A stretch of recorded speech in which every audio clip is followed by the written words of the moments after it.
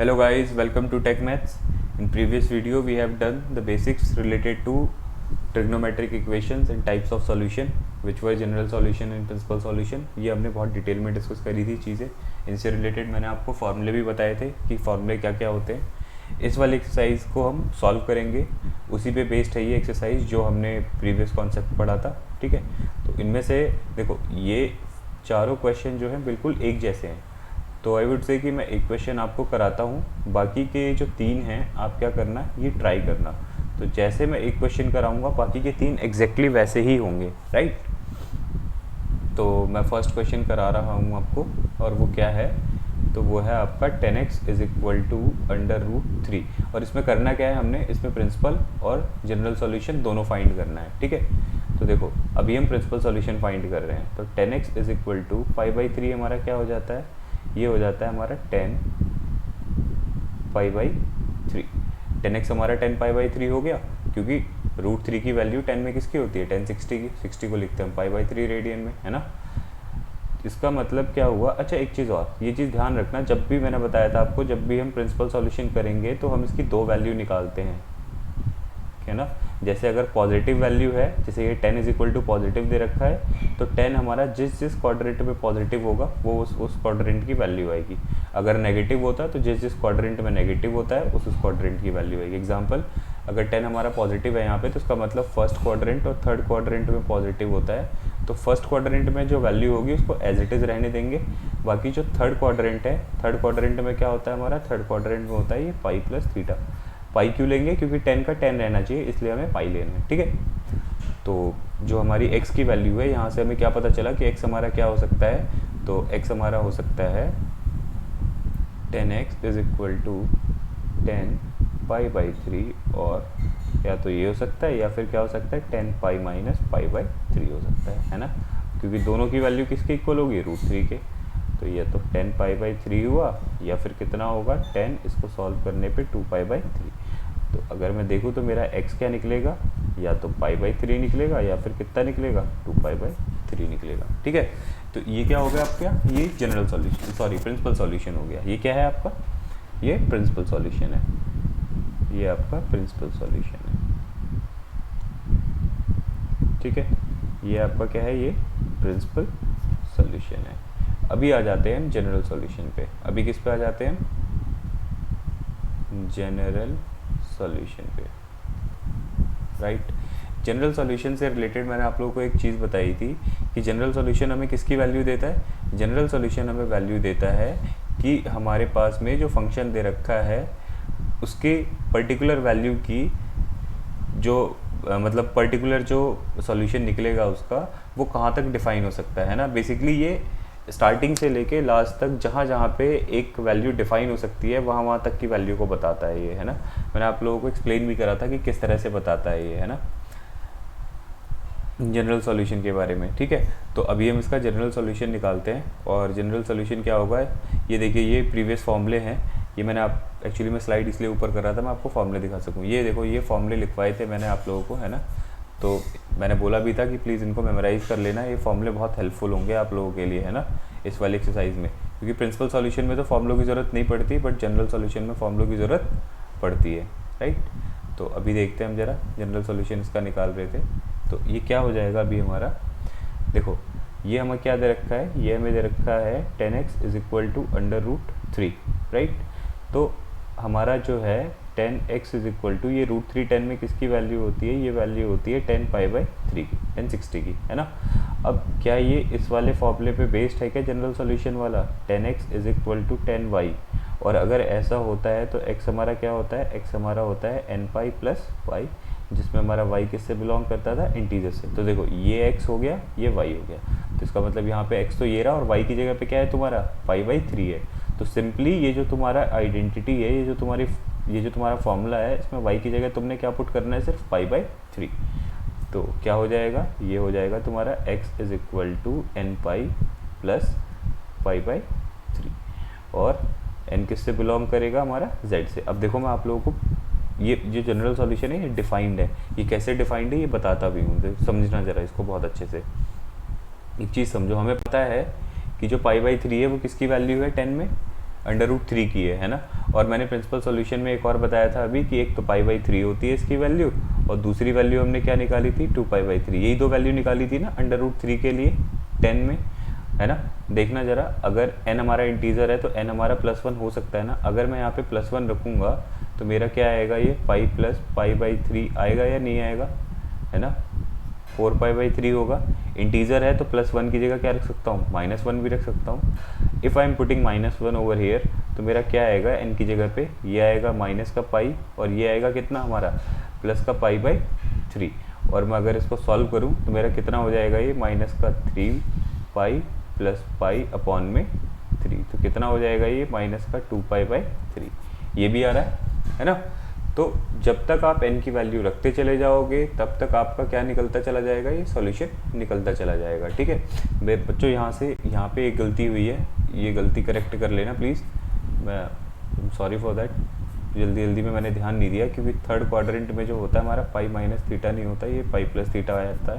मेरे को जस्ट अभी याद आया, तो ये पाई प्लस थीटा होगा, तो ये 2π/3 नहीं होगा, कितना होगा ये 4π/3 होगा, राइट।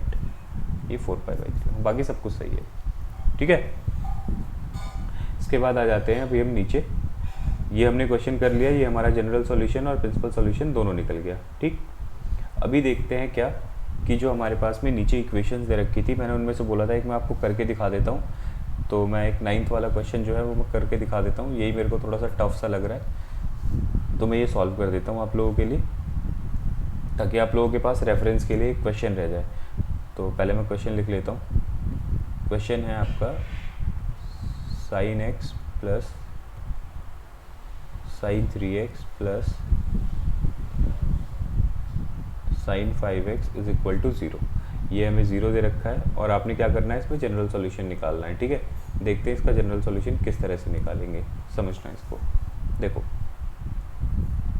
सबसे पहले तो ये अभी नॉर्मल एक इन्होंने इक्वेशन की फॉर्म में दे दिया, बट इस तरह से हम इक्वेशन का, देखो होता क्या है, जब आपको सोल्यूशन निकालना होता है, एक्स की वैल्यू निकालनी होती है, तो आपके पास क्या आनी चाहिए, चीज़ें फैक्टराइजेशन में आनी चाहिए ना, तभी तो आप 0 से इक्वेट कर पाओगे। अब ये फैक्टराइजेशन में है नहीं, तो फैक्टराइजेशन में करने के लिए कुछ ना कुछ तो करना पड़ेगा।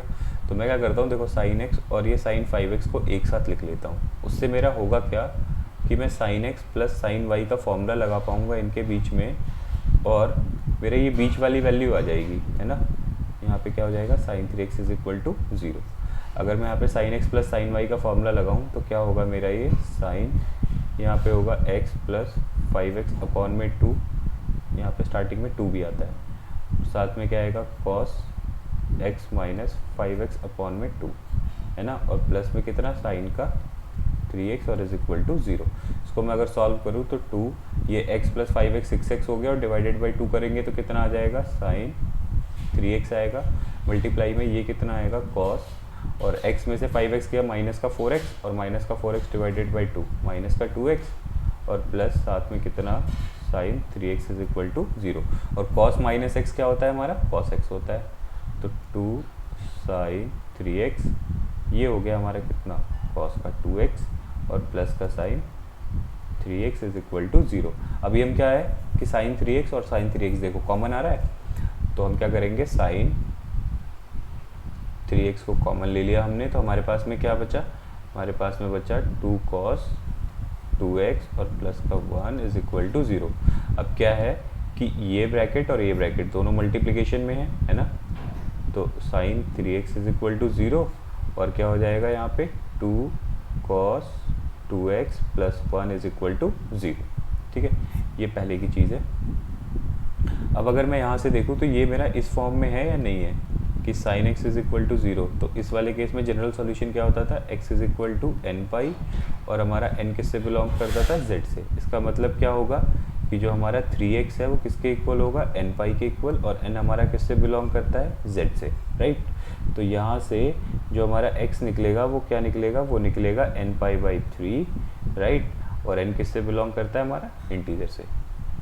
आई होप ये यहाँ तक क्लियर हुआ होगा। अब आ जाते हैं इधर की साइड, है ना, अब आ जाते हैं इधर की साइड। तो इधर क्या होगा, इधर इसको हम ऐसे लिख सकते हैं 2 cos 2x is equal to minus 1, cos 2x is equal to minus का 1/2, है ना, और cos 2x हमारा क्या होगा, cos 2x is equal to minus, 1/2 cos में किसकी वैल्यू होती है, इसकी वैल्यू होती है कॉस π/3 की, है ना। अब एक चीज़ समझना ज़रा आप, ये जो π/3 है हमारा, या तो आप इसको ऐसे ही नेगेटिव में छोड़ दो, मतलब इसको इस तरह से लिख लो कि cos 2x is equal to ये हमारा हो जाएगा cos का माइनस का π/3, या तो इसको इस तरह से ही छोड़ दो, या फिर एक काम करो कि ये देख लो कि cos हमारा नेगेटिव कौन से क्वाड्रेंट में होता है, तो फर्स्ट और फोर्थ को छोड़ के बाकी दोनों में नेगेटिव होता है, दोनों में से किसी एक में वैल्यू ले लो आप, है ना। आप ऐसे भी कर सकते हो, मर्जी है आपकी। मैं प्रेफर करूँगा कि मैं इस वैल्यू को ऐसे ही लिखूँ, ठीक है, एज इट इज़ लिखूँ। मतलब मैं ये कहना चाह रहा हूँ कि मेरा जो कॉस है वो सेकेंड क्वाड्रेंट और थर्ड क्वाड्रेंट में नेगेटिव होता है। यहाँ पे होता है मेरा पाई माइनस थीटा, यहाँ पे होता है मेरा पाई प्लस थीटा। तो मैं चाहूँ तो ये जो माइनस का π/3 है, ये जो इनफैक्ट ये जो माइनस का cos π/3 दे रखा है, इसको मैं डायरेक्ट इस तरह से लिख सकता हूँ, किस तरह से कि cos पाई माइनस π/3। तो मेरा ये कितना आ जाएगा, cos 2π/3 आ जाएगा। मैं यहाँ पे डायरेक्ट ऐसे प्लस करके और cos 2π/3 लिख दूंगा। तो मेरा यहाँ से क्या पता चल जाएगा कि जो मेरा 2x है वो किसके इक्वल आ गया, वो आ गया हमारे पास में 2n पाई प्लस माइनस, और y की जगह पे कितना है 2π/3।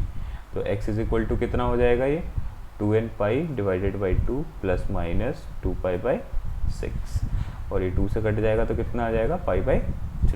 तो x इज इक्वल टू कितना आ गया मेरा n pi plus minus π/3, right. अब आप बोलोगे सर ये चीज़ क्या लिखी है आपने, ये चीज़ क्या लिखी है ना, ये यहाँ पे जो चीज़ लिखी है क्या लिखी है, देखो ये मैंने आप लोगों को फॉर्मूला बताया था क्या, कि अगर हमारा cos x is equal to cos y होगा तो जो जनरल सॉल्यूशन होता है वो होता है हमारा x is equal to 2n pi plus minus y, और इसमें जो n है वो किससे बिलोंग करेगा, इंटीजर से। तो यहाँ पे n किससे बिलोंग करेगा, इंटीजर से। तो हमारे पास जो सॉल्यूशन निकला वो सॉल्यूशन क्या निकला, तो हमारे पास दो सॉल्यूशन निकले इसके जनरल सॉल्यूशन। क्या क्या निकला, एक तो निकला हमारे पास में x is equal to n π/3, और n हमारा किससे बिलोंग करता है, इंटीजर से। और दूसरा क्या निकला, दूसरा निकला n पाई प्लस माइनस π/3। इस वाले केस में भी n किससे बिलोंग करेगा, इंटीजर से। ये दो वैल्यू निकल गई इसकी, ठीक है। तो गाइज आई होप आपको ये वीडियो पसंद आई होगी, और जो मैंने क्वेश्चंस आप लोगों को करवाए हैं वो भी पसंद आए होंगे।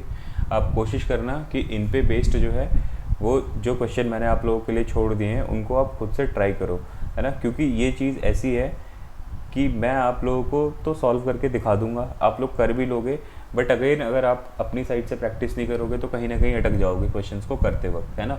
तो ज़्यादा क्वेश्चंस नहीं है, 4 क्वेश्चन ये हैं और 3 क्वेश्चन ऊपर है, 7 क्वेश्चंस आर टोटल जो आप लोगों को अपनी साइड से करने हैं, ठीक है।